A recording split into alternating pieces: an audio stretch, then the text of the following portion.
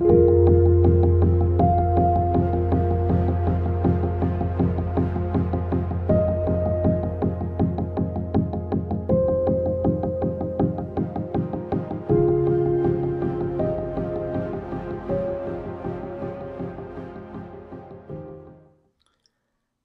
Sagittarius. This is Julie with Into Heartspace, looking at the energy surrounding you for September 2017. All right, we finished our eclipse, but the eclipse energy carries on. So what are you doing with it? What are you leading with your heart? What decisions are you making that have been percolating for so long and now you're finally putting into action? You have 6 months. Let's get it going. So let's call in the highest of light, the highest of energy to guide us in this reading, calling in the divine. What messages do you have? Oh, look at all of these just flipped over. I'm actually not going to accept that. And you guys know that I accept some and not others. Okay. Sagittarius. Energy for Sagittarius guidance. What messages do you have for Sagittarius? Holy moly. Okay.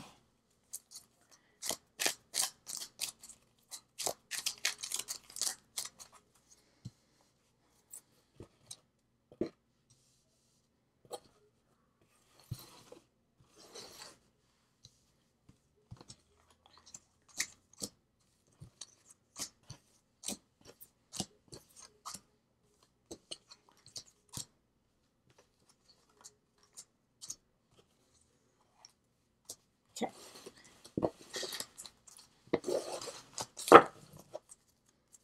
And the energy that's coming in from August is the High Priestess. Nice. So the High Priestess is ruled by the moon, so the solar eclipse might have had a huge effect on you, but it was an opening of like the third eye. It was an opening like a portal for you of energy, of self, a new side of you that you weren't 100% sure of or you hadn't opened yet. So this is an emotional, a soulful awakening for you. And then we have the 10 of Discs reversed. Okay. And 3 of Wands reversed, the Empress, 3 of Swords reversed, Page of Swords, Strength reversed, 6 of Discs, 7 of Swords, King of Wands reversed, and 8 of Swords. Then we have 2 of Wands, 9 of Swords, and 8 of Pentacles, or Discs. Okay. In the center we have the 10 of Pentacles happening, and this is interesting that it's happening right after the High Priestess. And the reason why is like when we have an opening, when we open our third eye, when we open blockages that we've had, and it kind of comes flooding through emotionally, spiritually, a lot of times what we thought was our happiness and how we wanted our lives to go no longer applies. And so we are shifting and we are transcending certain situations on the physical realm. So with the 10 of Discs, it's really kind of focusing on that, saying what used to make you happy might not be making you happy anymore, and that's okay. And so that means you have to kind of shift and manifest a different situation other than what you have created. And even though you probably have been putting a lot of effort into what you created, if you're feeling that, no longer it's no longer satisfying, or it's no longer raising you to a higher vibration, then it's just time. It's just time to start working on a different plane. And I'm not saying totally disregard your whole entire life, but I'm sure, Sagittarius, that there's certain situations in your life that you're like, you know what? This just doesn't work for me.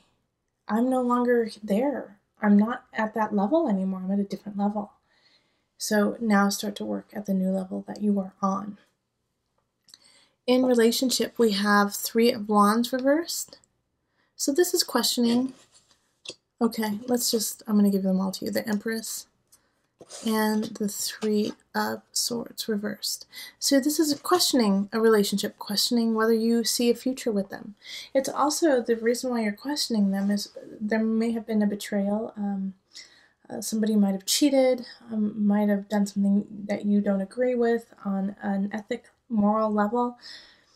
And so you just don't know if you see, you know, that a future. You don't know if you see children with them or if you see a relationship with them. And so the Empress upright is really asking you to step up and say, where's your passion? Where's your love? Where's your creativity? And what do you want to birth into this world? And do you want to make this happen with the person next to you? Now, having these two and then having this one here is such a dichotomy, you know. It really is, because it's betrayal, but love and happiness and children and beauty and Venus, you know. And so that's probably how the relationship goes, is on one day it feels great and the next day you just don't see it happening. All right. However, we have two cards in that it doesn't happen, and also that you're getting over a betrayal with somebody. And so to step into yourself, I think you definitely do need to use this High Priestess and this Empress energy. You know, the Empress is ruled by Venus. And so use your beauty, use your creativity, use your passion to acknowledge your intuition and your emotion to make your decisions. All right? All right, and then we have the Page of Swords. We have Strength reversed. And then Six of Pentacles. So you're getting called to action here, all right? You're getting called to be a motivational speaker, to be a teacher, to lead, to guide through your voice, through standing up in front of other people. But you don't know if you actually have the background, if you have the knowledge for it. You feel like you're not prepared enough to do it. This is here to tell you you are. Like the Six of Pentacles and the Page of Swords is asking you to step up and rise. Even if you feel like you don't have it, Sagittarius, you do. You do. And if you don't, you're going to find it and you're going to get it together. Now, I feel like I've said this before, and I'm wondering what sign I've said it to. But this is, you know, Strength reverse is I just feeling like lacking in self-confidence, just feeling really unsure. But with the Page of Swords asking you to rise up, bringing you a message of an opportunity, and that opportunity has to do with leading the way. You've got to muster up your strength, you know, you've got to muster it up to shift things around. And if anyone can make it fun and enjoyable, it's a Sagittarius. So if you guys are giving a speech somewhere in Denver or Boulder area, let me know and I'll try to come watch. Okay. And then we have the Seven of Swords, and this is in abundance. And the Eight of Swords and the King of Wands. So this is like a shouting warning to you. Somebody is trying to steal some money from you, most likely, or steal something from you, and you don't want to believe it. Okay, and it's a fire energy, so it could be Aries, it could be like you, a Sagittarius, or a Leo. But they're trying to steal something, and you don't want to believe it because they're so charismatic and they're so funny, and there's, you know, you just think they're a good person, but this good person is doing something is trying to take something from you.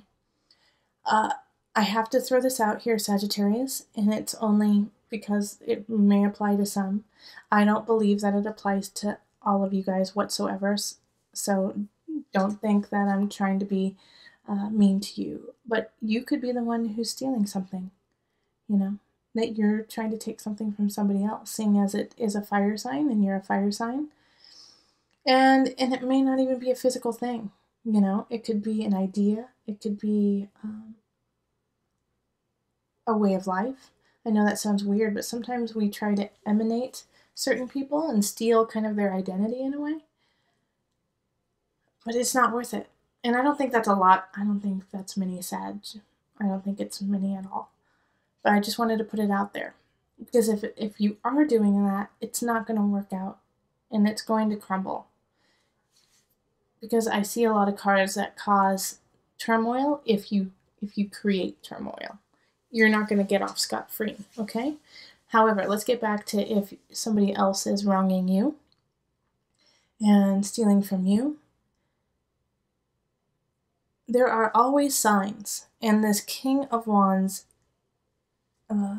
will exhibit signs in like shouting, anger, kind of gaslighting you if you start to catch on, like asking, hey, how come that those funds didn't come through like you said?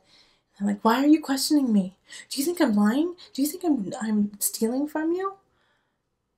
And if they start to get heated and angry about it, then that's something to watch. Okay.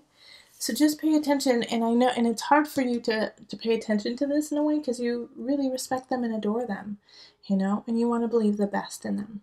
But if they start to make you feel a little uneasy or a little hesitant in certain situations, this is somebody's definitely doing some shysty work around you. All right? Okay, and then in Mind, Body, Soul connection, we have the Two of Wands, and the Nine of Swords, and the Eight of Discs. So keep working, okay? I know you're feeling like, why am I doing what I'm doing? Why am I where I am? Why am I who I am? Why? But keep, like the Two of Wands is, you have to plan, and then you have to implement. And while you're implementing, you have to keep learning. Okay? And it's a long process, and it's not an overnight thing. It's okay that it might be taking a little bit longer than you had anticipated. Are you still moving forward? Are you still doing what you love? Are you building what you want to build? Well, then keep moving forward, even if it's just at a snail's pace. Sometimes it's harder, and right now it could be in a very complicated phase where you only inch by inch get to where you want. But the fact that you are persevering and pushing forward on this is fantastic. All right? So it's asking you to keep looking forward, keep learning, gaining wisdom and knowledge. And even though in those times of worry and like, what if,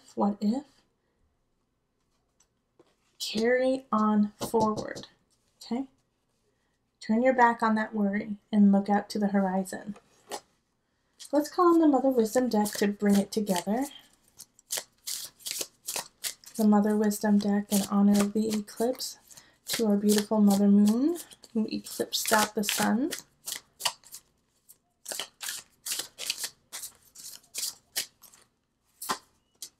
Okay, devotion, Isis, I think it is. Yes, Isis. As in the Greek goddess Isis, before the name was taken.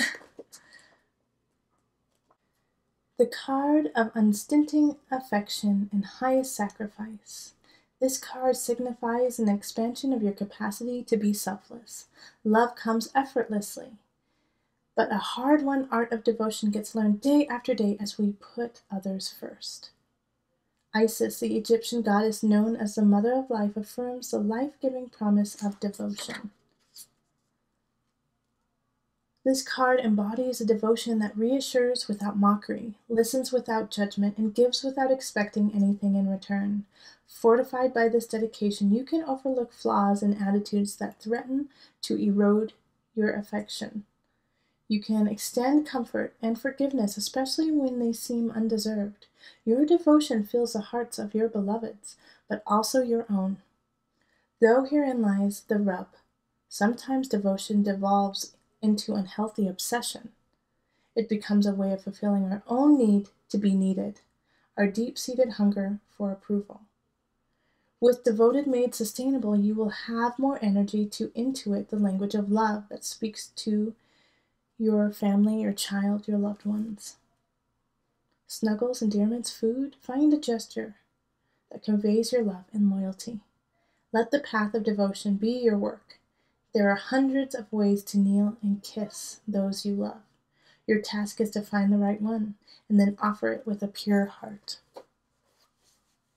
All right, so devotion. And I'm going to extend that not only to the people that you love, but to yourself too. Okay? Kiss up on yourself, love up on yourself. You deserve it too. All right, remember, listen to your heart and the body will follow. Until next time, much love, joy, and blessings.